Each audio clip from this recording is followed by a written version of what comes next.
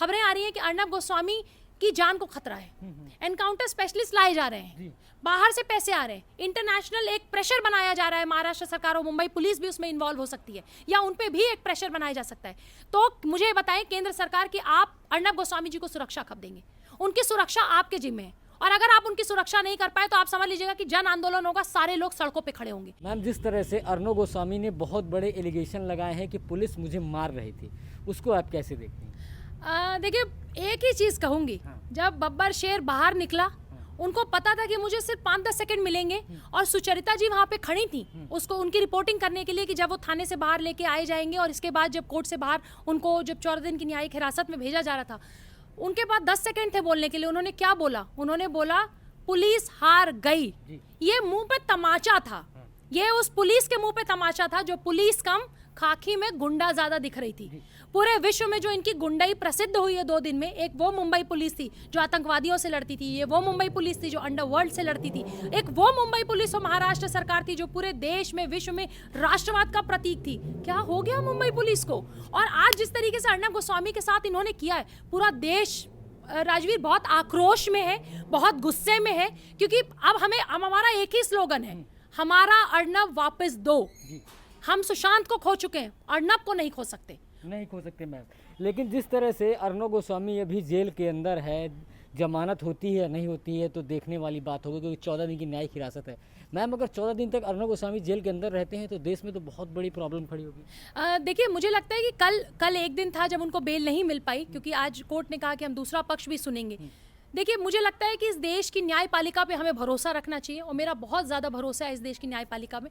बहुत से ऐसे केसेस जहाँ पे गुंडागर्दी करी, चाहे सरकार हो, चाहे केंद्र हो, चाहे राज्य हो, केस ने खुद इंटरवेन किया है, संज्ञान में लिया है और उन केसेस को सॉल्व किया है। जिस तरीके से अर्नब गोस्वामी को बिना कोर्ट के इजाज़त के, बिना कोर्ट के कंसेंट के, बिना किसी नोटिस भेजे, बिना उनको कोई सम्मन भेजे, उनके घर से जाके AK-47 के साथ उनको उठाया गया ना, कोर्ट को पता है। और उनका केस देखिए, हरीश साल्वे जी लड़ रहे हैं या लड़ने वाले हैं, अभी मैंने सुना है। और अगर हरीश जी वो केस लड़ रहे हैं तो आप ये मानिए कि उस केस को वो दमखम से लड़ेंगे, और न्यायपालिका 100% उनको बेल देगी। 14 दिन की हिरासत में रखने के लिए आपके पास सबूत होने चाहिए, आपके पास वो तथ्य होने चाहिए। आपके पास तथ्य नहीं है, और अगर आपके पास तथ्य थे तो 2018 में वो केस क्यों बंद हुआ?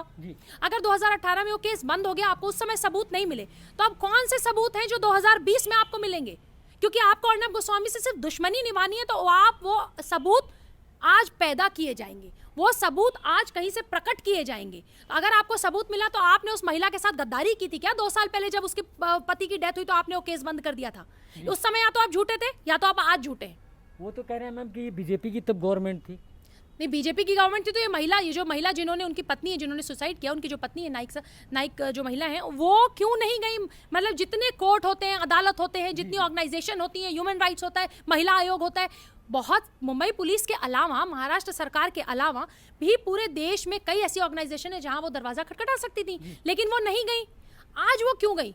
आज जब वो ये कह रही है कि बीजेपी की सरकार थी, तो मैं उन्हीं के शब्दों में ये कहना चाहती हूँ कि मैडम, 2 साल से आप कहाँ थी? 2 साल से आप शांत क्यों थी?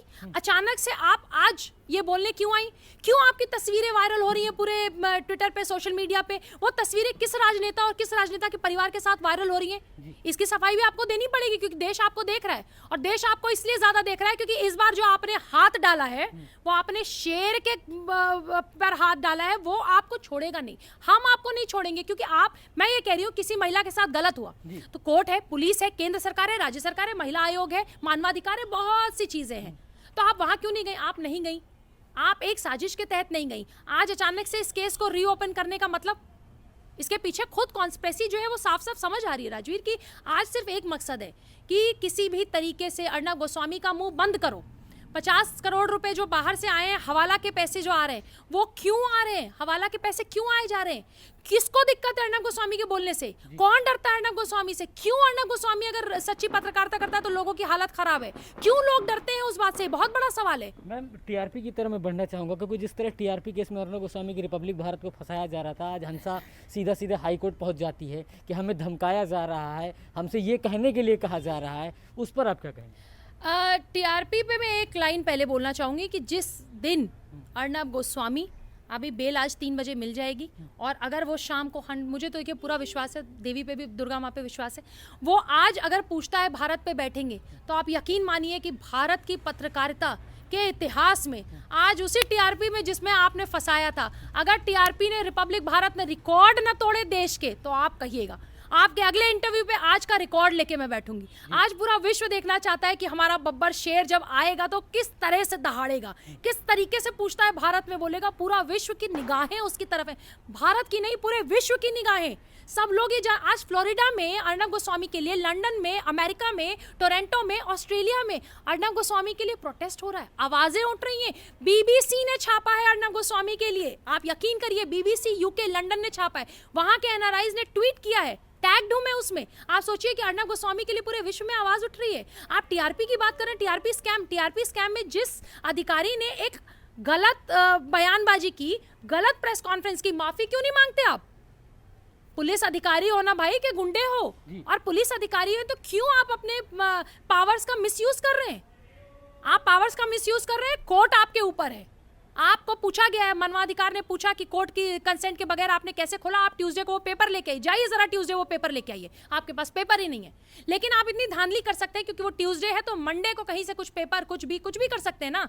वहां तो वो सरकार है कि किसी के घर में घुस के किसी को पीट सकती है, मार सकती है, किसी के बेटे को मार सकती है, किसी का दफ्तर तोड़ सकती है, किसी एक्स नेवी ऑफिसर का सर फोड़ सकती है, आंख फोड़ सकती है, कुछ भी कर सकती है। लेकिन मैं इसमें राजवीर, लेकिन मैं इसमें बार बार देखिए, मैं कहूँ, मैं देखिए बीजेपी, कांग्रेस, सपा, बसपा, आप किसी से नहीं हूँ। मैं केंद्र सरकार से भी एक सवाल पूछना चाहती हूँ। देश का इतना बड़ा पत्रकार 48 घंटे से न्यायिक हिरासत में है, जिस तरीके से उसको फांसने की कोशिश कर रहे हैं, अगर अमित शाह जी केंद्र सरकार से और होम मिनिस्ट्री और प्रधानमंत्री मोदी जी, अगर आप लोगों ने इंटरव्यू नहीं किया तो इस देश में राजवीर कभी भी सत्य का साथ देने के लिए कोई पत्रकार खड़ा नहीं होगा। वही चाटुकार पत्रकार खड़े होंगे जो चाटुकार पत्रकार पिछले 70 सालों में राजमाता के दरबार में चाटुकारिता करते आए।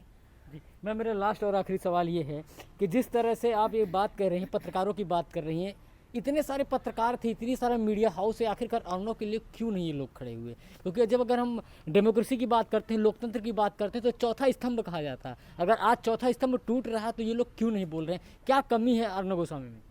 कमी अर्नब गोस्वामी में नहीं है राजवीर, जो कमी है ना उन चाटुकार पत्रकारों में है, उन लुटियंस मीडिया में है। मैंने अभी कहा कि जो राजमाता के दरबार में जाते थे, नतमस्तक होते थे, बड़ी बड़ी पार्टियां करते थे, उनको पैकेट्स आते थे, उनको गिफ्ट्स आते थे और बड़े बड़े जगहों पे उनके काम होते थे, उनकी कमाई होती थी।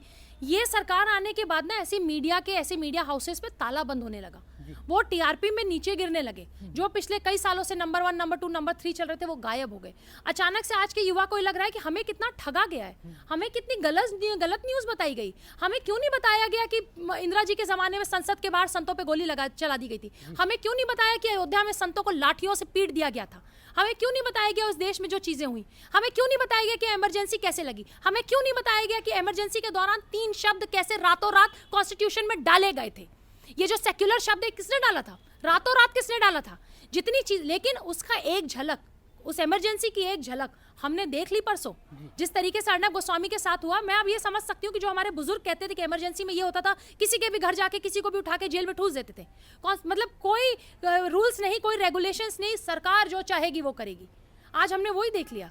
आज कोर्ट की फटकार अगर पड़ रही है मुंबई पुलिस को, महाराष्ट्र सरकार को, मानवाधिकार अगर पूछ रहा है तो जवाब देना, ये जवाब नहीं दे पाएंगे। और देखिए, अब मैं ये बात कहना चाहती हूँ केंद्र सरकार से, बार बार देखिए, केंद्र सरकार अगर अच्छा काम कर रहा है तो हम आपकी तारीफ करते हैं, लेकिन केंद्र सरकार की अगर कोई चीज़ एक आम जनता को, भारत की बेटी को नहीं पसंद है, सर मैं पूछूंगी आपसे सवाल, मैं मोदी जी से भी पूछूंगी, मैं अमित शाह जी से पूछूंगी कि जिस तरीके से खबरें आ रही हैं कि अर्नब गोस्वामी की जान को खतरा है, एनकाउंटर स्पेशलिस्ट लाए जा रहे हैं, बाहर से पैसे आ रहे हैं, इंटरनेशनल एक प्रेशर बनाया जा रहा है, महाराष्ट्र सरकार और मुंबई पुलिस भी उसमें इन्वॉल्व हो सकती है, या उन पे भी एक प्रेशर बनाया जा सकता है। तो मुझे बताएं केंद्र सरकार कि आप अर्नब गोस्वामी जी को सुरक्षा कब देंगे? उनकी सुरक्षा आपके जिम्मे है, और अगर आप उनकी सुरक्षा नहीं कर पाए तो आप समझ लीजिएगा कि जन आंदोलन होगा, सारे लोग सड़कों पर खड़े होंगे, क्योंकि हम सुशांत को खो चुके हैं, हम अर्नब को नहीं खोएंगे।